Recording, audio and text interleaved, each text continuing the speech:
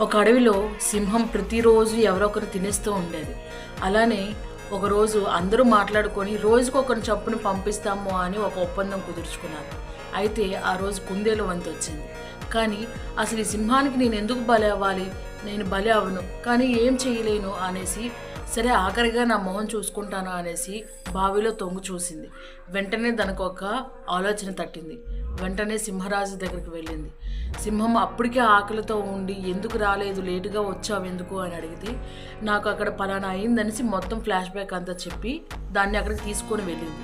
వెళ్ళగానే ఏది ఆ సింహం ఎక్కడా అని ఈ సింహం అడగగానే ఆ నూతిలో ఉంది అని చెప్పింది.